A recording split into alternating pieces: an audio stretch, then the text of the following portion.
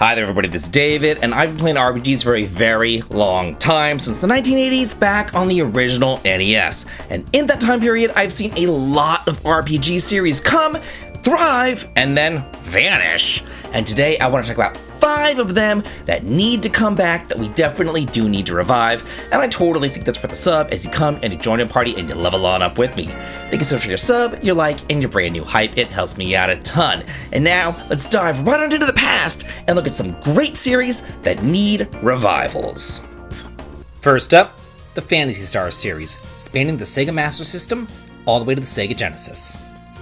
While many RPG series on this list lasted multiple console generations, Phantasy Star unfortunately came and went like the wind. The first game on the Master System introduced the Algo Star system, 4 party member combat, the planets, and first-person dungeon crawling. Thankfully though, they did drop that first-person crawl for the more traditional overhead view in the subsequent games. And then they upped the ante by adding twice as many party members and a much more fleshed out world and story. But the third game really dropped the ball, going the swords and sorcery medieval route, set not on planets but biospheres, and having the most irritating battle theme ever. The only good thing about it was the marriage mechanic, where you had a choice of which girl to marry, and depending on who you chose, you would have different offspring, who you would control in the next generation. But the fourth game is really where it hit its stride. It could rival any Final Fantasy on the SNES, with great characters, fun cartoony cutscenes, a return to the Algo Star system, and dungeons that don't want to make you pull your hair out. This was supposed to be the future of the series, but instead of them continuing on, they just dropped it when Genesis went out of style.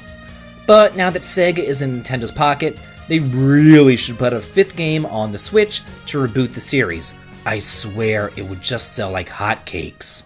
Number 2, the Shining Force series, spanning the Sega Genesis to the Nintendo DS.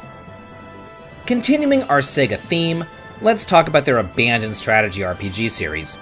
Developed by Camelot of Golden Sun, Beyond the Beyond, and Mario Sports fame, I think strategy and puzzles are really where they shine. Although the first 2 mainline games have been ported to like a million different systems, there are really only 3 mainline Shining Force games. The first 2 released on the Genesis, and the third released on the Sega Saturn, which then got chopped down and bastardized whenever it crossed over to the West.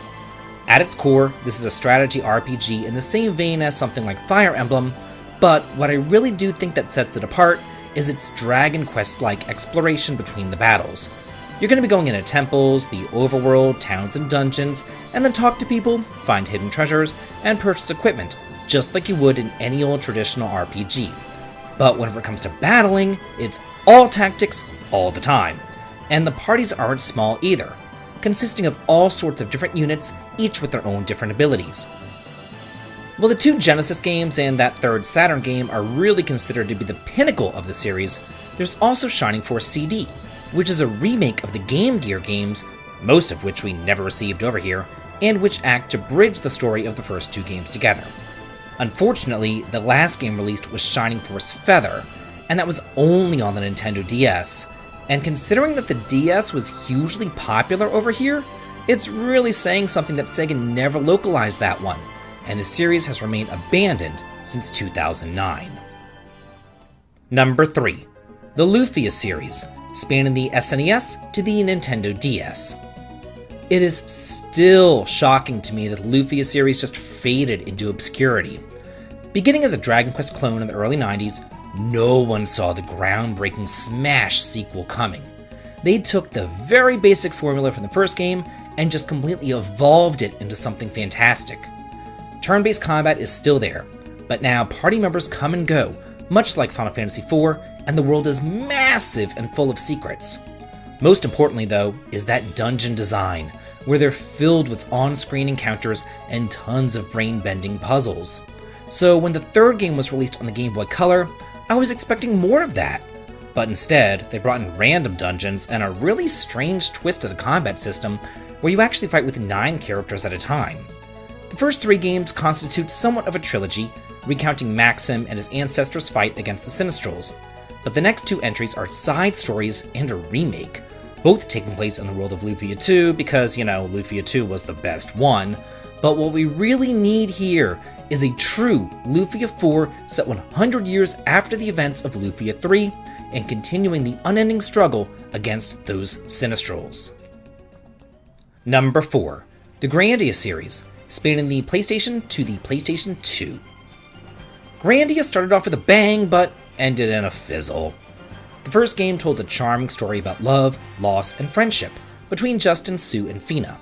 Everyone was just so lovable you couldn't help but smile your entire way through. And the battle system was groundbreaking at the time. You saw everybody's attacks on a line, but if you used a powerful critical attack at the right time, you could actually cancel the enemy's attack. They also introduced skill and magic leveling at a time whenever things like that just weren't done. The second game on the PS2 took all the ideas of the first game and then added to them, telling a short, tight story about good versus evil, not to mention Ryuta's little love triangle with Lena and Millennia. Then the third game hit, which felt like it was just made by 2 different development teams because the first 10 hours are fantastic. You play as an inventor who wants to soar the skies and help the mysterious girl who walked into your life. Only once you leave that first island after about the first 10 hours or so, it turns into a generic save the girl garbage story. Then it all ended on a whimper with Grandia Extreme, which is just a boring ass dungeon crawler with next to no story.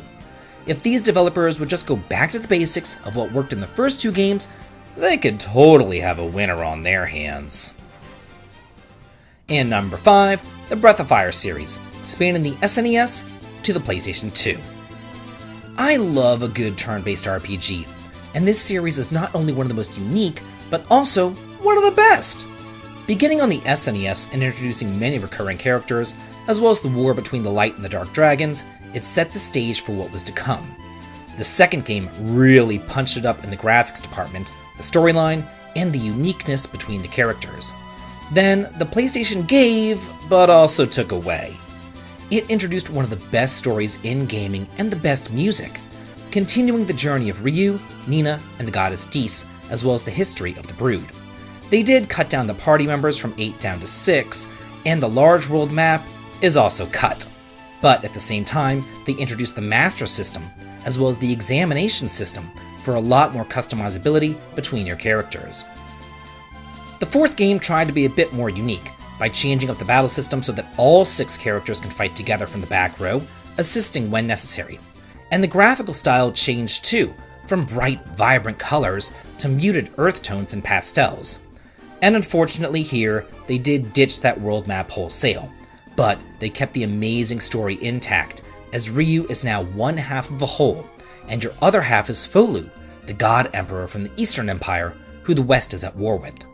Things seem to be going great for the 2 installments on the SNES, 2 more on the PlayStation 1, but then the PlayStation 2 hit, and they released a Gaiden. So now the whole franchise was turned on its head, and Breath of Fire was transformed into a dungeon crawler, featuring ugly graphics, boring characters, and all set underground.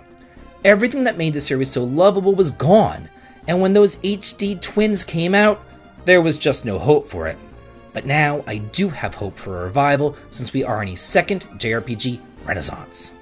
So that's it for 5 defunct series that do need to be revived.